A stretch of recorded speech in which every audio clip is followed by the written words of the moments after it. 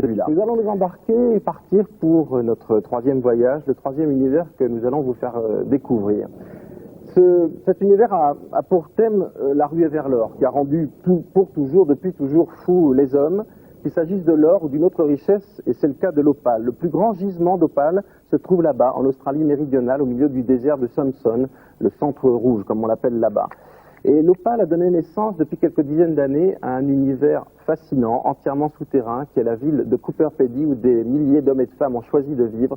C'est une découverte qu'a faite pour nous Chantal Lasbat.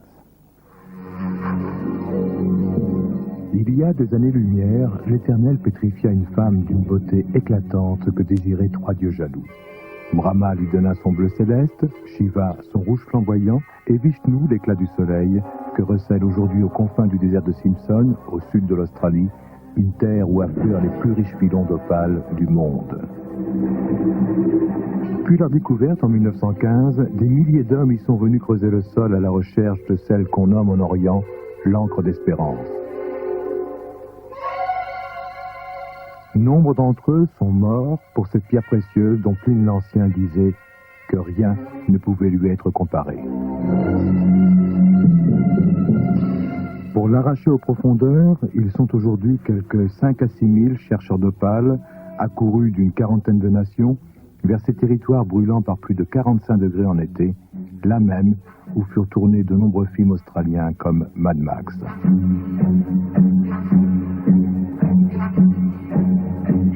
Seul signe de leur présence, ces milliers de tumulus, autant de puits de mines où des hommes ont attendu en vain, ou espèrent encore, de la lumière d'une opale, un autre destin.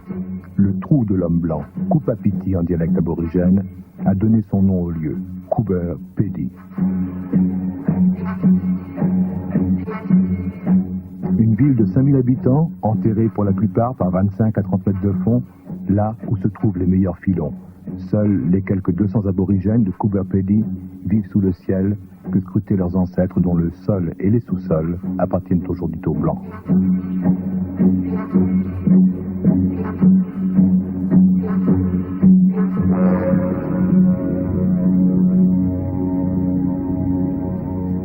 Hello, Salut, Bernie. c'est moi, Bernie. Is that you, Peter?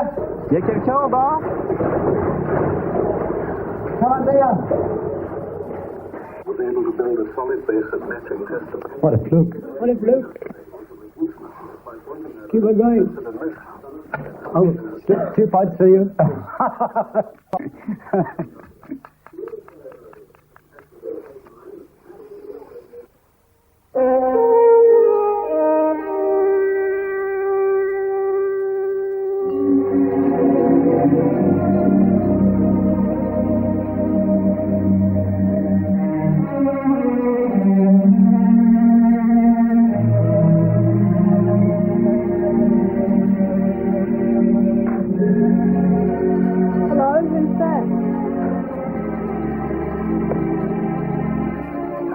School bags away.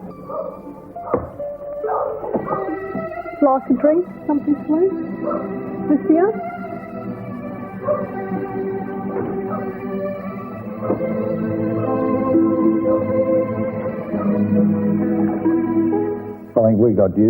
Nous sommes habitués à n'avoir aucune fenêtre. Avec le temps, vous ne le remarquez même plus. Nous avons une aération naturelle qui passe à travers les galeries. Nous laissons les portes ouvertes. Avec l'habitude, vous n'avez pas de souci à vous faire. C'est très bien aussi pour les enfants, parce que le bruit qu'ils font est très étouffé dans les galeries. Vivre dans un endroit où il y a du bruit, ce n'est pas agréable. Alors, c'est bien plus confortable comme ça.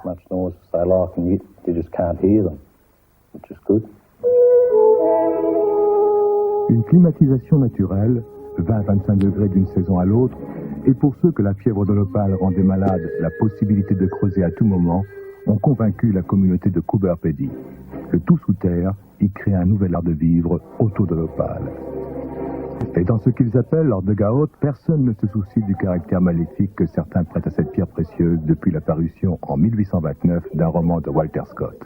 La pierre que portait l'héroïne du romancier tombait en cendres au contact de l'eau bénite. En un an, les cours de l'opale, alors aussi prisés que le diamant, chutèrent de moitié.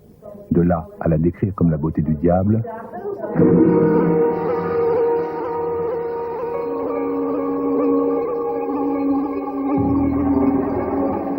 marche pour l'enfer? Non. Tout simplement l'entrée du seul complexe hôtelier du monde, situé à 40 mètres sous terre.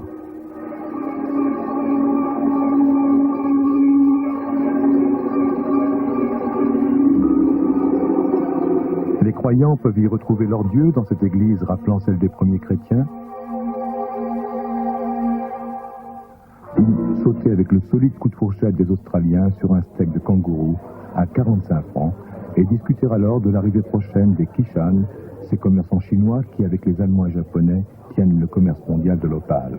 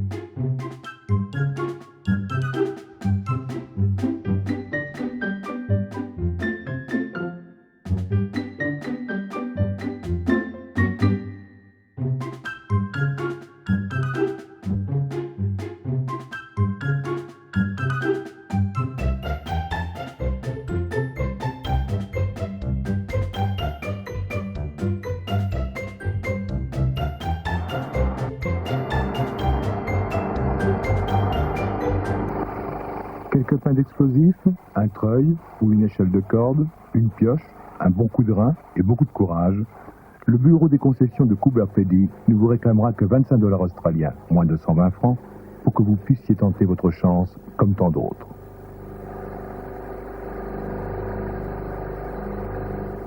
Juan, lui, est équatorien.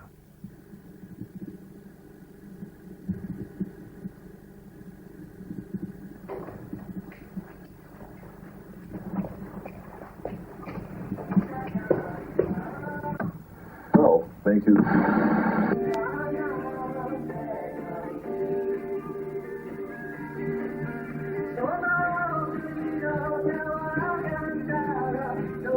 Como dije anteriormente, Il y a 3 mois, j'ai trouvé un morceau d'opale. Il était pedazo de gros comme opal, ça. quizás de este tamaño y de este grueso.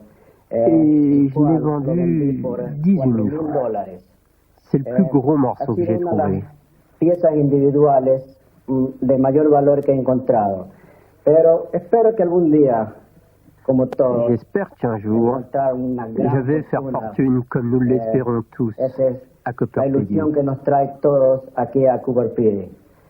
También, como dije, puedo algún día Quand j'aurai réussi, algo mayor. j'agrandirai mon Entonces, atelier. mi intención es hacer mi Je propio, ferai ici une extension taller, avec un un garage. taller. Entonces tengo yo Et para avec hacer des una étagères. extensión y además hacer un garaje que si yo puedo lo haría Si je peux, con mis propias manos, je le con ferai este pico avec que mes tengo propres aquí. mains et avec ce pic-là. Esa es mi ilusión, hacerle con el propio esfuerzo.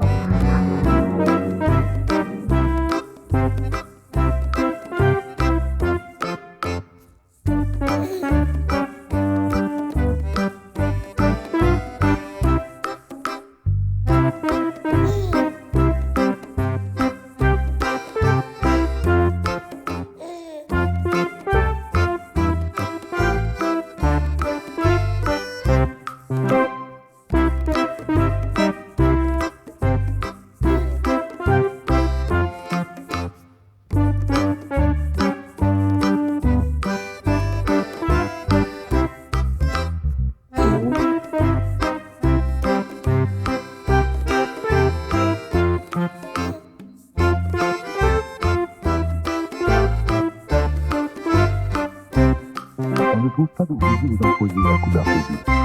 Chacun comme pour soi. Seul, pour ne pas attirer les convoitises sur le filon d'Occident. Mais il arrive que quelques rafales de mitraillettes transforment une concession en tombeau. Une égalité parfaite devant la chance? Pas tout à fait. Certains ont les moyens de transformer, à l'aide de tunneliers ou d'excavatrices, le sous-sol de Coober Pedy en taupinière géante.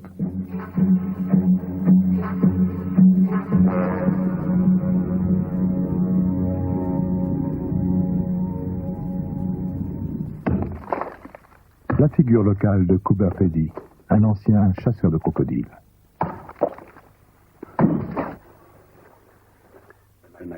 Quand je suis arrivé ici, mon nom était Harry von Blumenthal. C'était trop dur à prononcer pour eux. Ils m'ont appelé Crocodile Harry. La vie dans les mines me semblait intéressante. Alors je me suis dit, je vais essayer pendant un an. Mes amis me disaient, en 6 mois, tu peux être millionnaire. Je me suis dit, je veux être multimillionnaire. Alors je suis resté 1 an. Et après cette année, je n'avais pas trouvé un seul morceau d'opale. Et ça fait 20 ans que je suis là. Depuis 15 ans, cette mine que j'ai d'abord exploitée, j'en ai fait le nid du crocodile. Et la plupart des peintures que vous voyez sont des mots d'amour que les femmes m'ont laissés.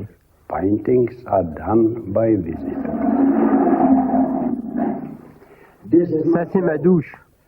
L'eau qui tombe sur le désert arrive par ce tunnel et je la récupère pour moi et mes fleurs.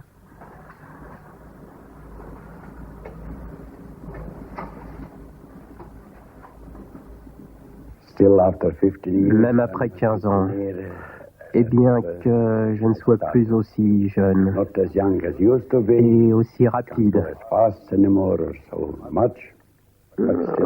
je continue à aimer les femmes. Ma vie.